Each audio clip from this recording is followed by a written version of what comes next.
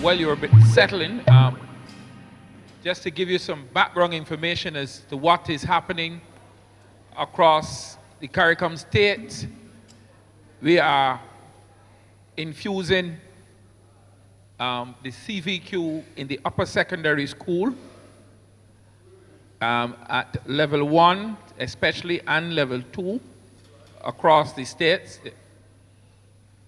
and it is to help to diversify the curriculum in the secondary school. We have a lot of, in some territories, where the age of schooling is mandatory up to 16, and some people are trying to carry it now up to 18. We do have some disengaged students in the school, and this caused a lot of disruption, etc. So with the infusion of the CVQ in the school, we are diversifying the curriculum in the school and bringing some of those kids back on board. I saw it happening in schools in Trinidad, especially where there are some quite big schools, and because of the technical education introduced, a lot of the kids in those schools are engaged and become entrepreneurs. Some of them have businesses already at an early age. So we move into our second session, building innovative TVET programs to drive economic sustainability, and a presentation on the Jamaica Apprenticeship Program. We have Dr. Fix Pinnock, the Executive Director of the Caribbean Maritime Institute and the Vice Chairman of the Apprenticeship Board. Over to you, Dr. Pinnock.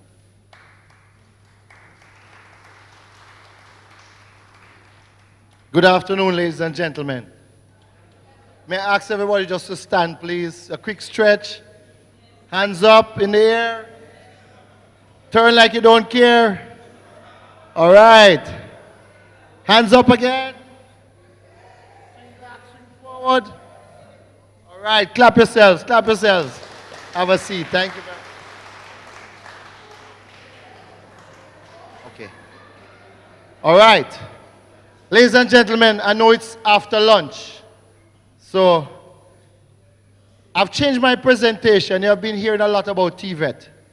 I'm going to drop another bombshell on you. Right?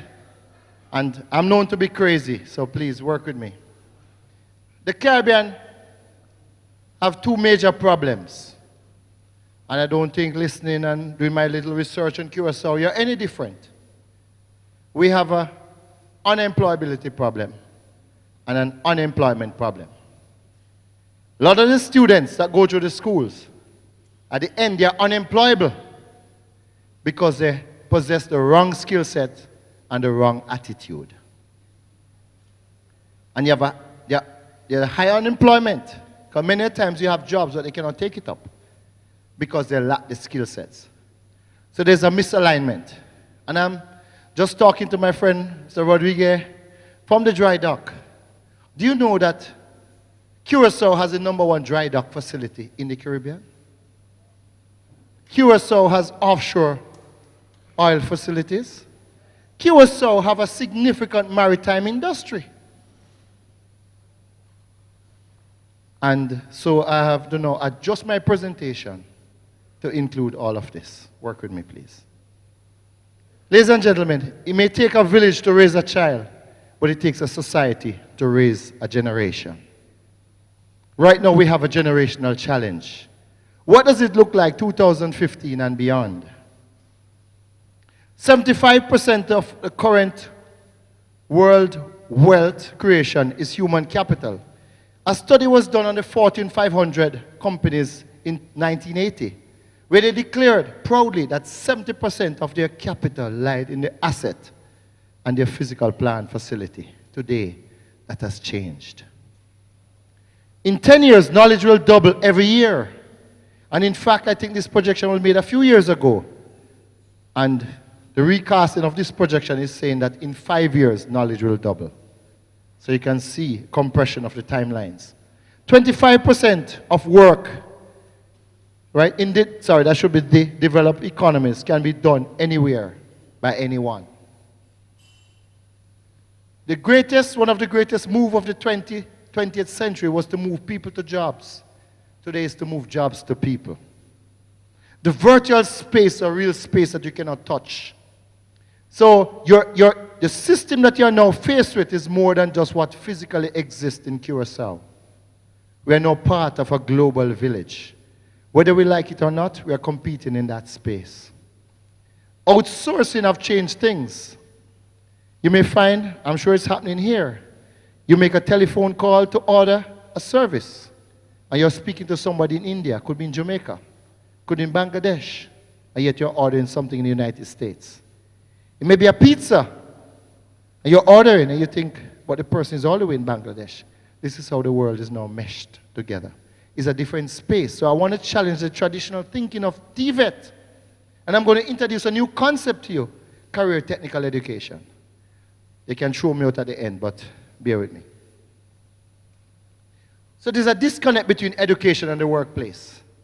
For far too long, the educational system have been too educated and want to dictate to the workplace what they should have. Because the so-called learned system have all the PhDs and all the knowledge that there is. But yet, we are not cognizant to what the needs are in the industry. The industry have been crying out to us and said, give us people with better attitude. We don't mind not having the skill. We'll train them. But we are giving them more people with what? More degrees and more certificate. And when you put a degree on a bad attitude, you get an uncontrollable human being. And this is why what many of the workplaces are now faced with. The future of learning. I'm going to take us back 300 years. Work with me quickly. All of us have a common interest in the future, and it's about kids, our children. Our current system is failing our country. We're not getting children where they need to be in reading, science, and mathematics. And these are the basic, the foundation. When we think about the future, especially, we think in terms of two things. I'm going to introduce to you dreaming or dreading, and see them as two ends of the scale.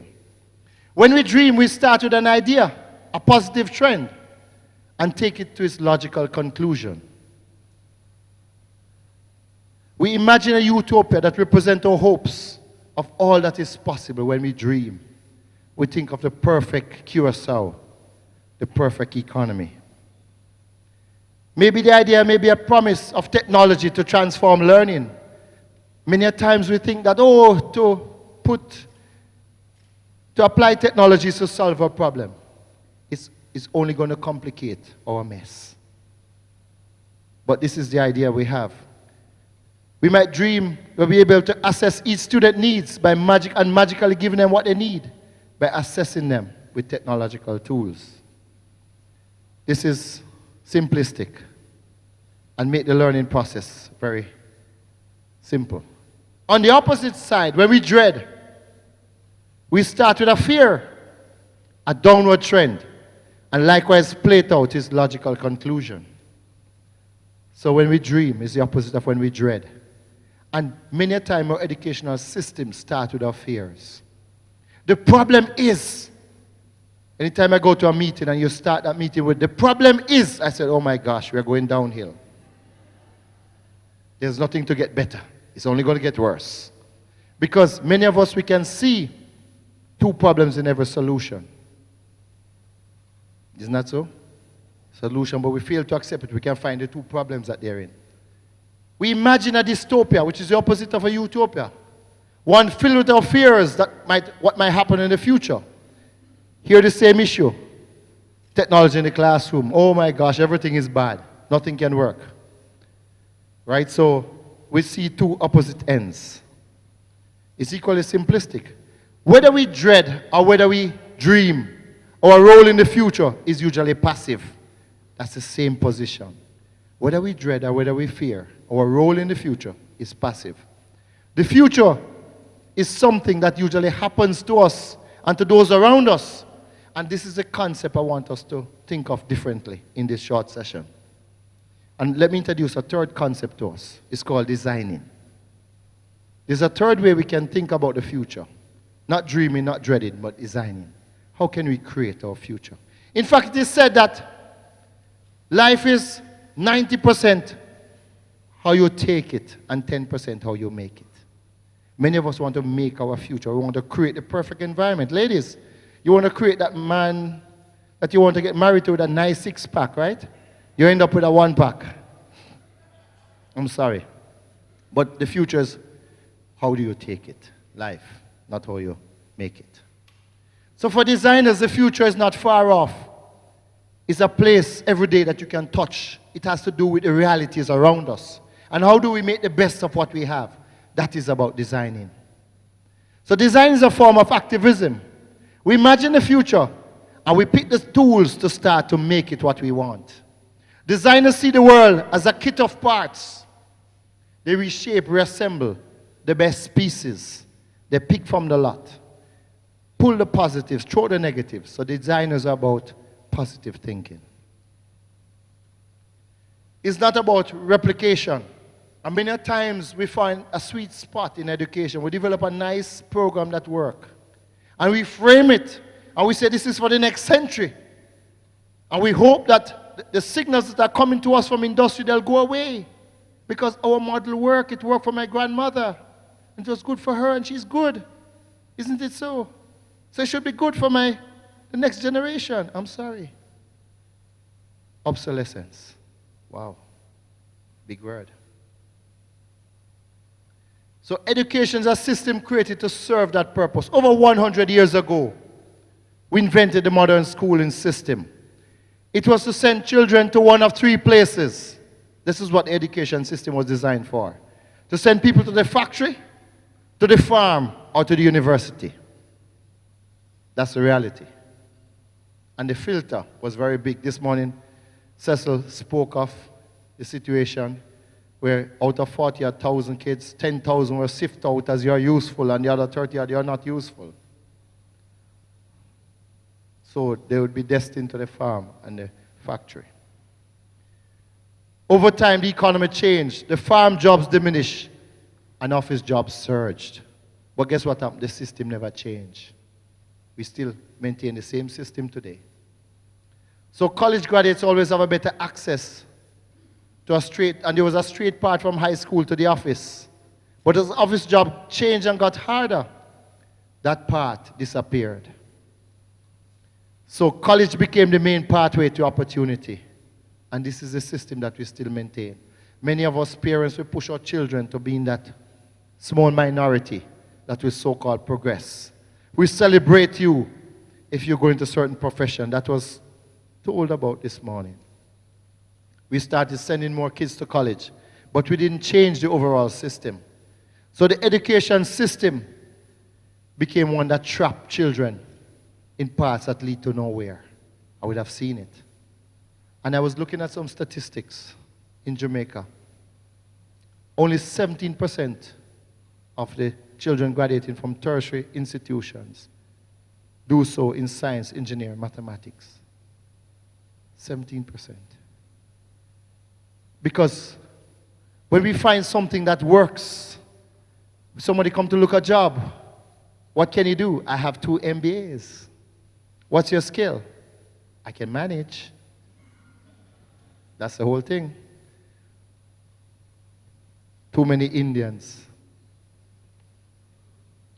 So the retail sector rose up to catch a lot of the low skill, low wage. I'm painting a picture. Please follow me. I hope you're not too sleepy. So more children could not get on the pathway to university because they could not access it academically or financially. So TechVac came as a disruption. Am I coming through? So the TechVac system came as a disruption. Today, too many students exit the high school system and feel stuck. So our model of school is broken. So when you look inside, think of a box. You look inside. There's a system I describe as 6 parts. Firstly, what children learn, how they learn, how we know they are learning, and also where learning happens and who is involved. That's the same traditional system continues. And I say, you have your teacher's college. Do you do here teaching practice? Where somebody go and assess the teachers? Anybody go and assess the learners if they're learning? Aha, the system doesn't take care of that. It's about the teacher. It's about the teacher's rights. Everything is focused around the teacher. Now the greatest teacher is Google, followed by YouTube. Hello, you don't need a teaching practice for Google nor YouTube. I had the experience when my youngest daughter said to me a few years ago, Daddy, I'm not going back to school. She was in upper six at one of the high schools in Jamaica. At the end of the first semester, she said, I'm not going back to school. I said, what do you mean? I'm going to stay home and teach myself. I think what my teacher, I can learn more on my own. And then after sitting over there for about half an hour, I said, yes, I trust you. Can you imagine going now to a sister, principal of the high school, one of Jamaica's premier female high schools, and saying to her, my daughter is not coming back. She blasted, you should know better than that. What are you doing to the child? She should be in school. I said, sister, it's a new day. She said, no, let's not hold on to that. We must get them in school. We must educate them. I said, sister, most of the learning don't take place in school. I've learned so many things from her when it comes to the computer and so on. I didn't learn that in school. You know what? She went on her own, did her exams. No worse than anybody else. In fact, better than many. So, when we think that life revolves around us as teachers, let's wake up. It's a new day. I was sharing last night, I went to one of the premier universities and I was talking on change in the whole education system, and I said to them the job of the professors will disappear in another few years. Can you imagine how the vice chancellor and the pro-vice chancellor of the university looked at me? How dare you say those things? I said those jobs will be obsolete. The job of a teacher in the future is a facilitator. You don't need to go to school. You can learn everything you want. You want to make a bomb? Go on Google. You want to learn to swim? In fact, the last World Championship in China, the gold medal winner for the javelin, he said he learned how to throw javelin on YouTube. And what? Third best throw in history. And a gold medal. So let's face the reality. It's no longer centered around us. We are limited. How much knowledge can we retain? Henry Ford was brought to court by the US government years ago. This is a man who made motor car. A lot of people gathered around to hear this great man defend himself. He was not going to use an attorney to represent him. The defense attorney was very flamboyant and arrogant, and he went up and said, who was the first president of the United States? Henry Ford could not answer. He asked him about 5 or 6 general knowledge questions, and after, Henry Ford leaned over and said, Your Honor, if you allow me 15 minutes, I can refer you to people who can answer your questions. And 20 minutes, I can refer you to books in which you can get answers to your question. I do not use my brain to store unnecessary information. I use it to think. So, ladies and gentlemen, our brain is like the random access memory of a computer. Let's filter out, when you're teaching the children all the capitals of the world, let's teach them how to think creatively. Allow them to play. Allow them to explore the creativity of their minds. Many times we see gifted children and we label them as rude. I was one of those. Not gifted, but give a lot of trouble in class. You know, but this is the whole idea, that we have to allow children to explore. Left brain, right brain connection. Not many people have that. When we see it is rare and it just cannot fit in. And we have to understand it do exist and allow space for that type of thinking. Let me just move on quickly. So it's about a new system. The future of learning, let me just say this. It will be personalized to fit each learner. When Henry Ford made the Model T car in 1908, he said, you can have any color Model T you want, as long as it's black. Because that was what came off the production line. Today, it's about mass customization. How can I get many things and I can get something that I can personalize? This is the challenge of the world. The future of education, you'll be able to go to school and not to go to school. In fact, most of the degree programs, I've done several at Harvard. You know where? Online, for free. MIT, I've done several engineering certificates online for free. You want a certification, you pay for that. So when you think you have a 1960 notes and you want to come and regurgitate it to the students in the class of today, you're outdated. The future looks different. Learner-driven. It's not around the teachers, around the learners when they want to learn. It's applied. How can you make use of what you have? Cost-effective. Feasibility to scale and tech-enabled to leverage technology. That's the future of learning. So the human capital continuum, and Dr. McLean spoke this morning, quite a guru in the field, and she talked about that link. And I'll skip over. How can you go from the early childhood, from the womb to the tomb? It's the future is about lifelong learning. Career technical education. This is the concept I want us to think on. Education programs and experience that provide students with technical, academic, and employability skills. How can you now present all these three together? And this is what the future will need. The traditional TechVoc system, it was a few students, those who could make it, for a few jobs, 6 to 7 program areas. But now career technical is for all students. All careers, multiple career clusters, align, support academics. And it's about from primary right up to tertiary. Career technical is where the future lies. Can we think and expand our knowledge? It does not start in the classroom. It does not start in the Ministry of Education. It starts in the workplace. Work backwards. Work backwards. Work backwards. This is what the system is now asking us. Work backwards from the industry to the courses. Because many that we have just don't fit. What it means to be career ready. Employability skills must fit. Those critical thinking skills, and the rest all have to come together. How do I get to work on time? These are important elements.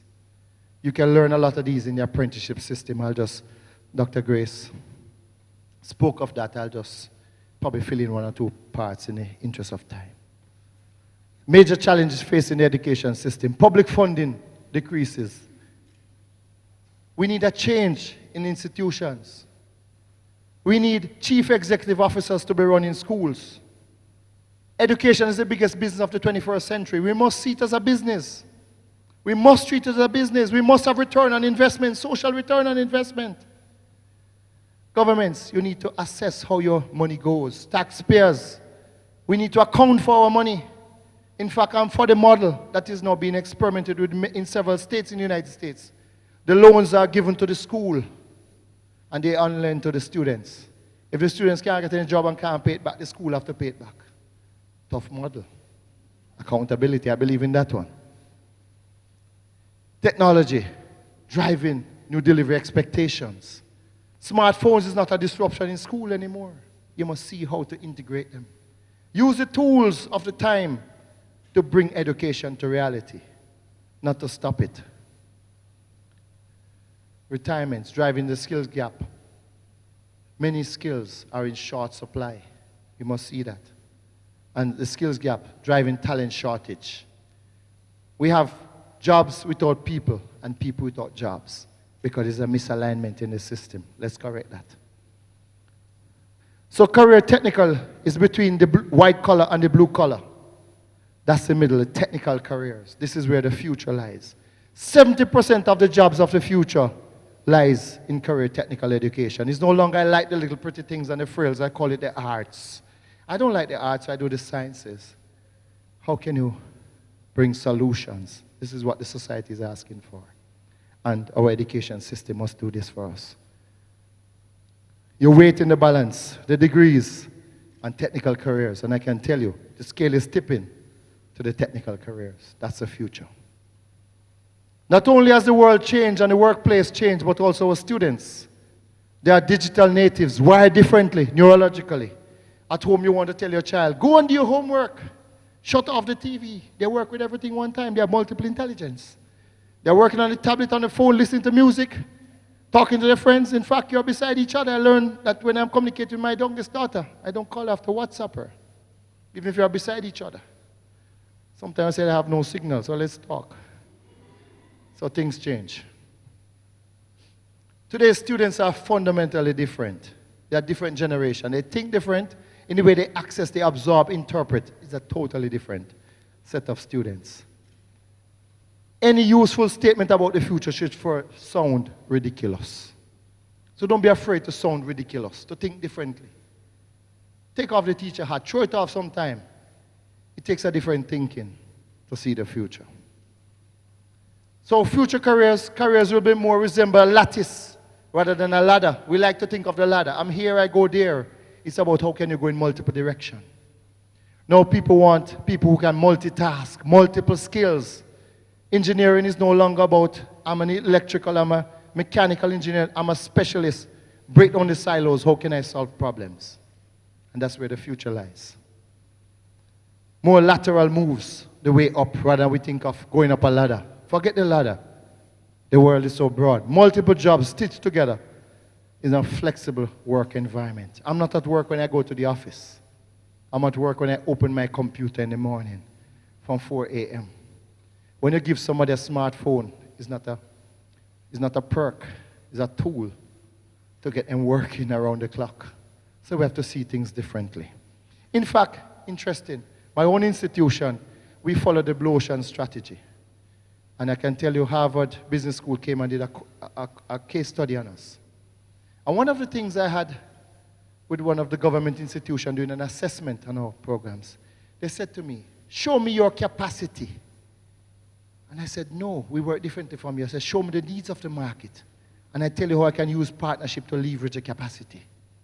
The capacity is not how many students I can hold.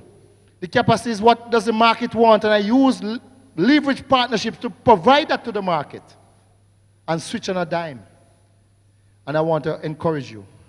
Don't let your TVET system become the school. Because when the school is tied with the funding, you have a dim future. Because when the future does not want those programs that you're offering, they now become institutionalized and you cannot change. Separate the funding from the schools. Use the funds as carrot and fund those programs that your country need at the time when you need them. And if the schools don't want to change, they can deal with obsolescence and their destiny. The Caribbean at a crossroads. You have your dry dock. Let me know, just switch gears. There's a global shift in the major transportation corridors. Have you heard of the expansion of the Panama Canal? I want you to stitch some other things together. Not just the expansion of the Panama Canal, which started at $5.6 billion US dollars due to open the first quarter of 2016. What they are doing, the Panama Canal is a shortcut between the Pacific Ocean and the Atlantic Ocean. 51 miles. It saves you, instead of 21,000 kilometers going around the tip of South America, you make an 8,000 kilometer journey between the East Coast and the West Coast of the United States. So you pay a toll for it. It's a toll road. And it has 2 lanes.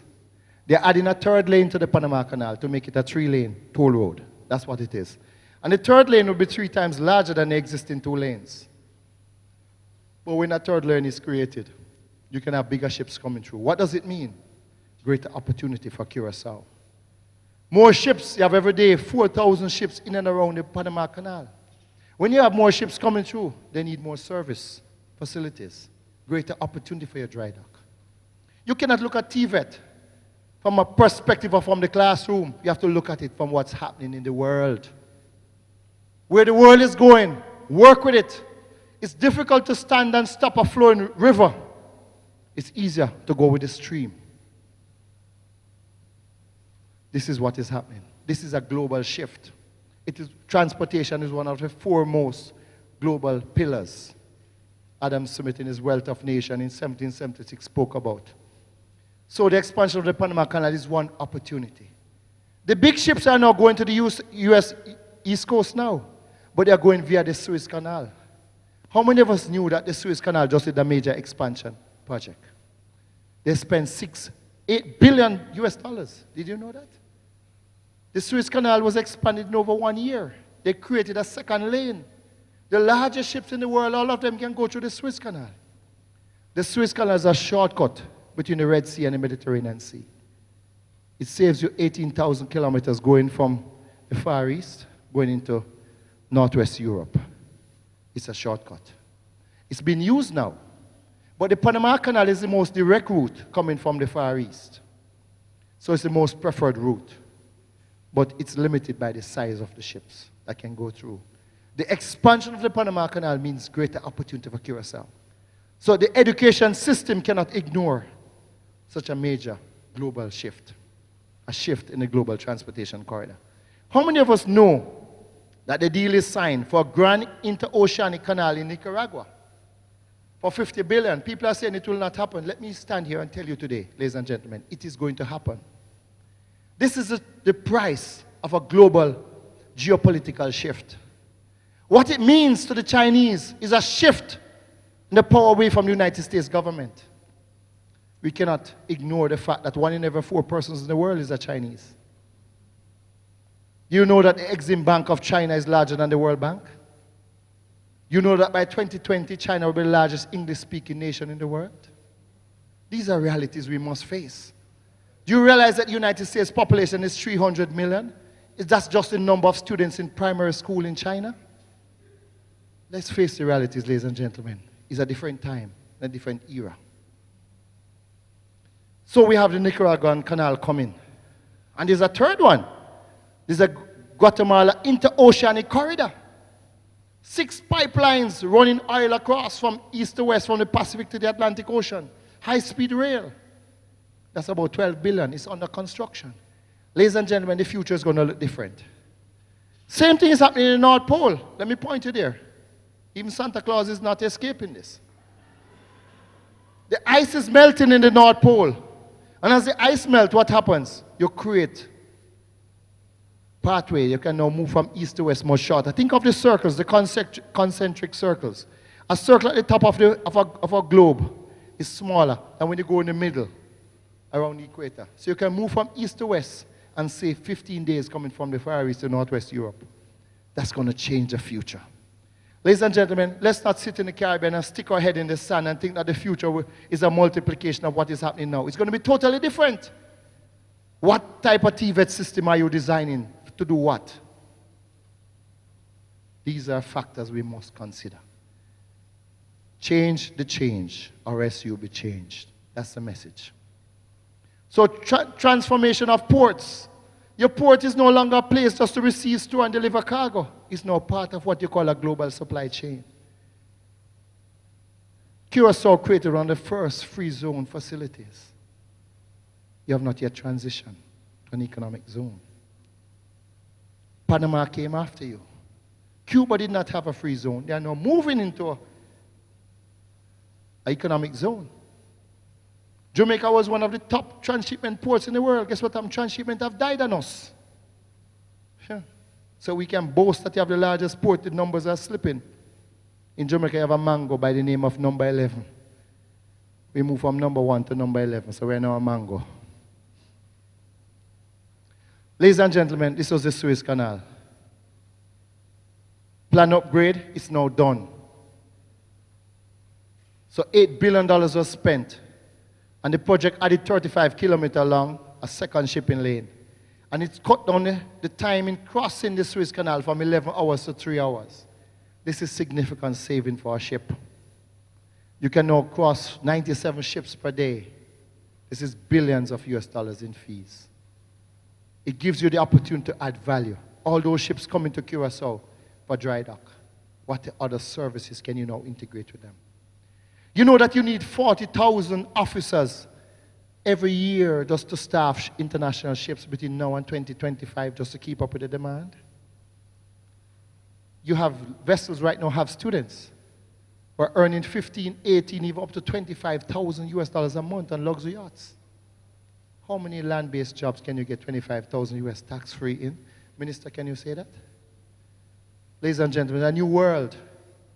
I have a young man who decided to come to the Caribbean Maritime Institute. He wanted to become a ship's captain. And he had 4 cousins.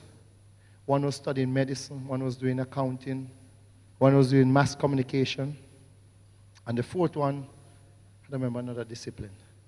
And he decided he was going to come to the Caribbean Maritime. They scoffed at him. Why don't you go to the traditional university? You know what's happening? He's now 26. He owns his own home. He has a brand new car. He's paying all of them student loan and looking after them because if no one doing medicine, his salary cannot take care of his expenses per month. Ladies and gentlemen, we're in a new world. The jobs that we used to scoff at, they're the highest paying jobs in the world today. Let's face it, it's not about jobs. It's about your skills. I had the pleasure of interviewing a young lady. Well, in fact, in my former job, I was CEO of this shipping company.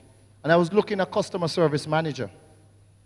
And I couldn't help but notice I got over 100 applications. In screening, I picked up this one. This person had 15 years experience working in a funeral home, a morgue.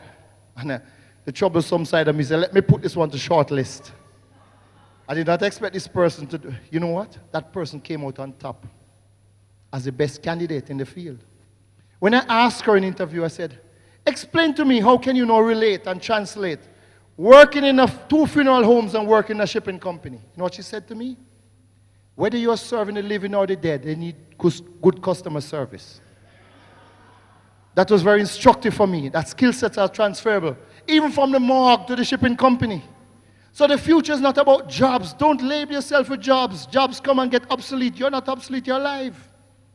Take your skill sets from it. A pleasant young lady was in the office working, and we decided to install coffee machines because it was too expensive to keep office attendants. She was so pleasant. You know what? She found herself at the switchboard. Because she had good customer service skills, she was able to transition. It's about your competence and your skill sets.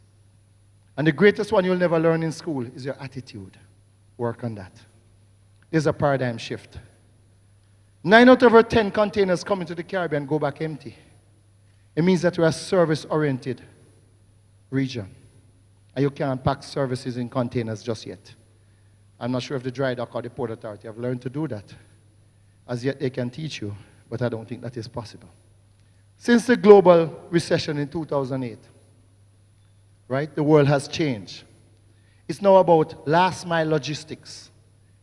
Transportation is just one little node on the chain. Shipping is no longer an industry. Let me say this. There's no such thing as a true shipping industry anymore. The ships are now running as global taxis. Because 70% of the world's cargo is not in the hands of shipping line, but in the hands of companies that don't own any cargo. But they manage the chain. That's where the future is. Amazon doesn't own anything. They own the platform and controls the chain. Dell is not a computer company. Dell is a financial company, a logistics company. Dell has a network of all suppliers, and when you go online and you order your Dell computer, you want it pink and you want this processor and everything, Dell collects your money, put it on deposit, and automatically the order goes out. They deliver to UPS, they deliver your computer. And then after 15 days, Dell now takes the interest and pay you your money. And the cycle goes again. That's the future. So the Caribbean, let me just give you a different definition of the Caribbean, which I want us to consider. The Caribbean is bigger than the ABC countries of Curacao, Bonaire. We're not French, we're not Dutch. The Caribbean Sea is what should connect us, but right now we use it to divide us. The Caribbean has over 800 million population, stretching from the Gulf of Mexico right down to the Yucatan Peninsula. Curacao is in such an advantageous position.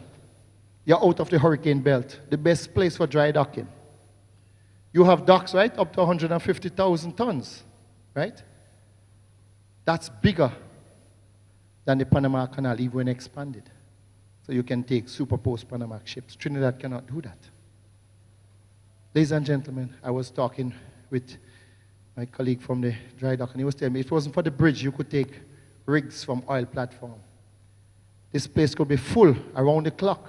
Number of oil rigs working offshore. In fact, a colleague of mine told me that he has a ship, and he's losing 300,000 US dollars a day, and he was waiting for 6 months to get his ship on the dock. Calculate 300,000 times 6 months.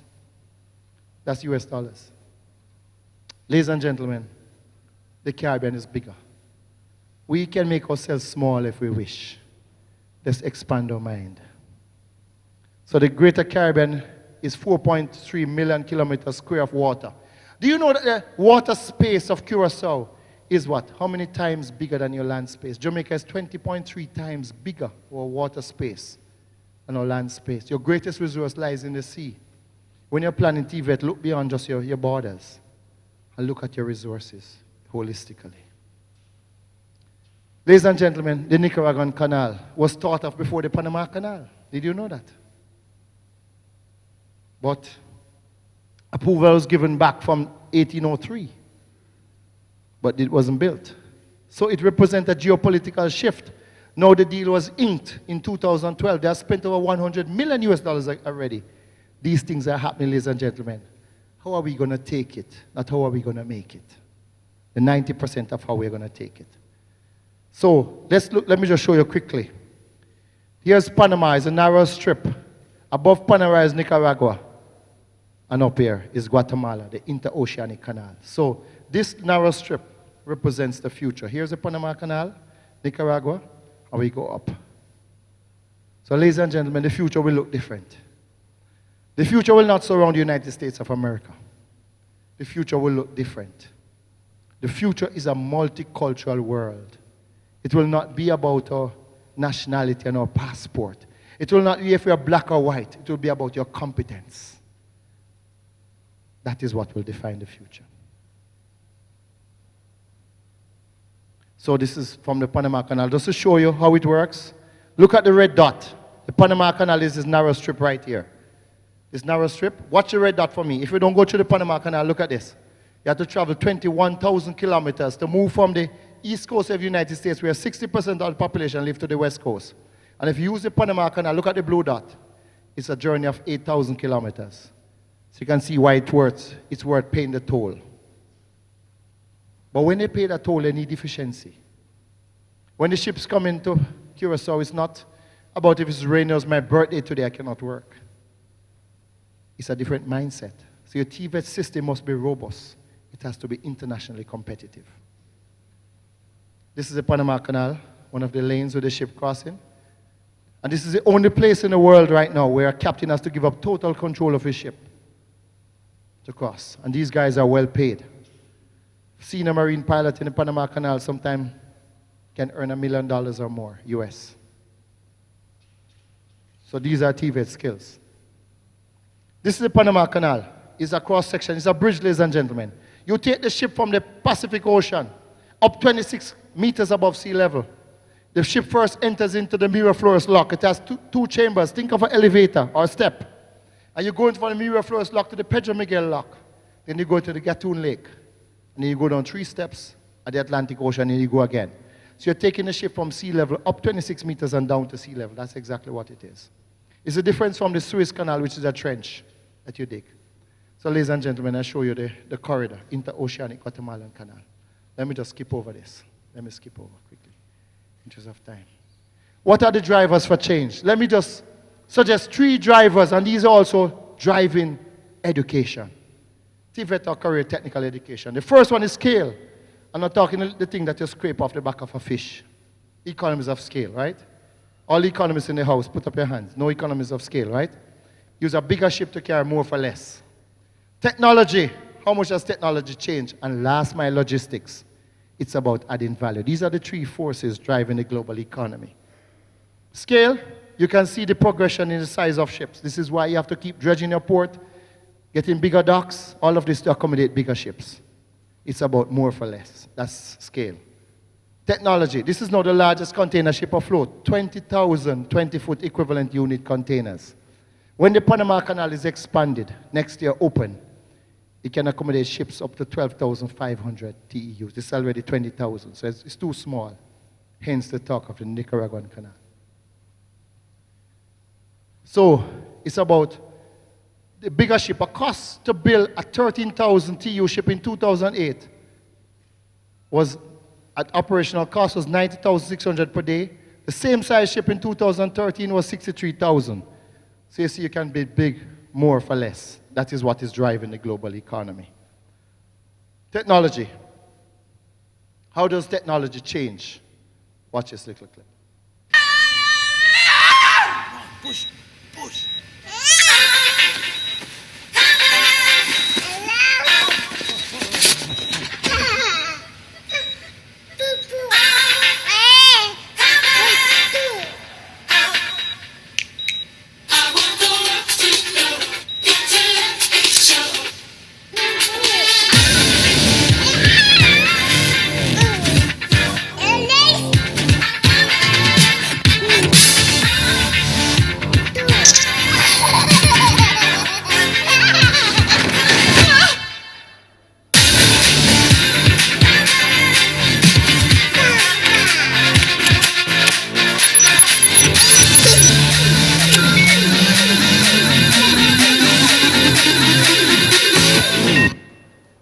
So, ladies and gentlemen, in my time, we used to take tablets. Now they play with it. Right? What do you do with tablets now? You play with it, right? We used to take it orally. So things have changed. Different society. What is it that people used to do at the beach first time? You look for starfish, right? You have a good time. You just have fun. What do people do at the beach today?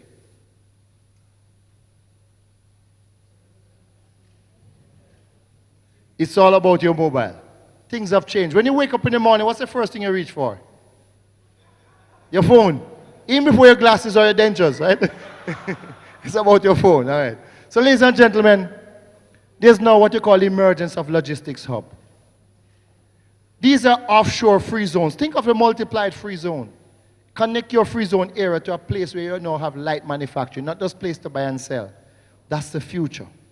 This is what is driving a lot of economies. So ladies and gentlemen, how are we adapting to this change? You know your TVET system has to be robust enough to take care of that. I'm just throwing a spoke in the wheel. This is what we have at a successful port in the Caribbean. The Freeport Container Terminal in the Bahamas. All you need was space to take off containers, put them down, and to put back. This cannot represent the future. Because this type of port was just a place to receive cargo, store it, and deliver it. Now the port have to become part of the value chain. You need a port with land space. So in Jamaica, we had a controversy about the Goat Island. It's a place where 6,000 acres, you invite anchor companies to come to set up the operation, to add value. This is the difference. This is the future. This is Curaçao, Cowseed and Dumrep. Here's the port. The whole idea was behind the port, you could now have the industrial park. That has somewhat changed. And this was the sort of concept to have the value added right in the port. You don't have to deal with customs in a separate zone. I'm sure you have your own challenges where your customs here is an extension of your Ministry of Finance. It is not part of the trade facilitation unit. We have the same problem right throughout the Caribbean. Don't worry, you're not alone. This is Maryland, Cuba. Here was the old port in Havana. Now landlocked. Now they have to build a new port facility surrounded by 40,000 hectares. So this is what the future of ports would look like. Even that is changing. 60% of the best jobs in the future have not yet been invented. So what is it your TVET system will be training people for? To become obsolete? You have to give them skills that are transferable. Skills that can move them from the morgue to the shipping company, to the airline company. Skill sets that can move them to the hotel. Attitude is required by every industry. So if you cut out everything and just train them for attitude, you're on the right track. That's the best skill to give them in a TVET system. This is why at the Caribbean Maritime Institute, make no apologies, we run a paramilitary institution. When you come in, you have to line up with the discipline. 7:45 in the morning, the flag is going up. The gate is shut. No vehicle passes. Everybody stands at attention. The national anthem is being played. You line up to that system. 3 strikes of the dress code, you're out of the school. Sounds ridiculous, doesn't it? But this is what the industry is asking for. How can we do things differently? Let me just tell you this. Ladies and gentlemen, the future is not about writing exams by yourself and how bright you are, how much you can recall. The future is how you can work in teams. Let's just watch this little clip, and it's instructive.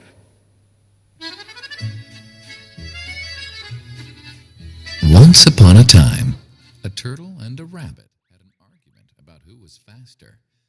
They decided to settle the argument with a race. The turtle and the rabbit both agreed on a route and started off the race.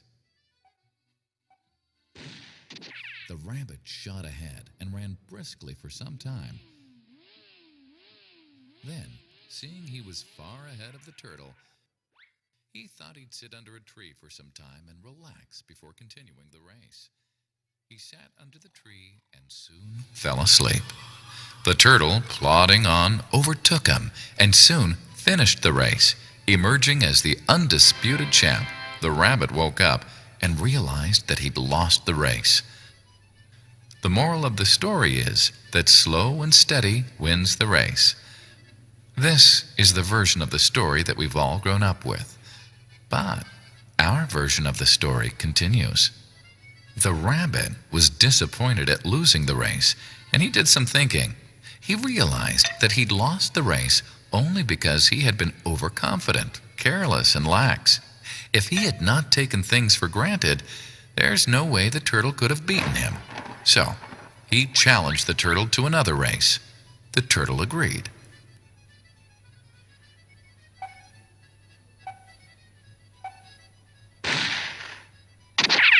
This time, the rabbit went all out and ran without stopping from start to finish. He won by several miles. The moral of the story? Fast and consistent will always beat the slow and steady.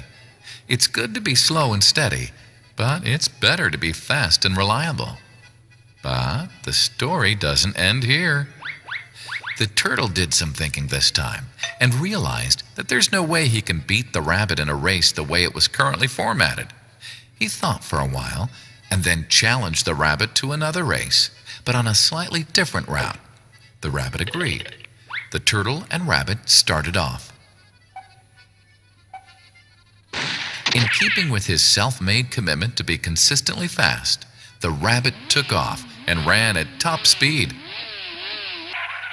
until he came to a broad river. The finishing line was a couple of kilometers on the other side of the river. The rabbit sat there, wondering what to do. In the meantime, the turtle trundled along, got into the river, swam to the opposite bank, continued walking, and finished the race. The moral of the story? First, identify your core competency, and then change the playing field to suit your core competency. The story still hasn't ended. The turtle and rabbit by this time had become pretty good friends, and they did some thinking together. Both realized that the last race could have been run much better. So, the turtle and rabbit decided to do the last race again, but to run as a team this time. They started off, and this time the rabbit carried the turtle till the riverbank. There, the turtle took over and swam across with the rabbit on his back. On the opposite bank, the rabbit again carried the turtle, and they reached the finishing line together. Both the turtle and rabbit felt a greater sense of satisfaction than they'd felt earlier. The moral of the story? It's good to be individually brilliant and to have strong core competencies. But unless you're able to work in a team and harness each other's core competencies, you'll always perform below par, because there will always be situations at which you'll do poorly and someone else does well. Teamwork is mainly about situational leadership, letting the person with the relevant core competency for a situation take leadership. And that is the end of the story.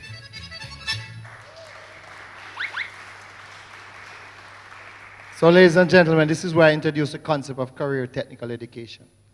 TechVod cannot stand on its own. The traditional academic learning is now a historic relic. It can only work when you bring the two together in applied situation with good attitude and discipline.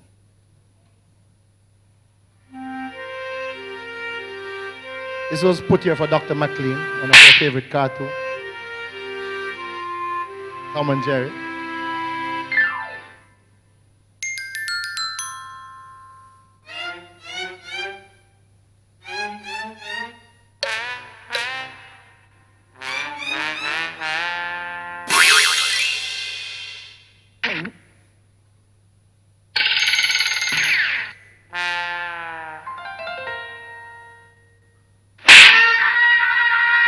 Life is not about working harder, but working smarter. Ladies and gentlemen, I thank you.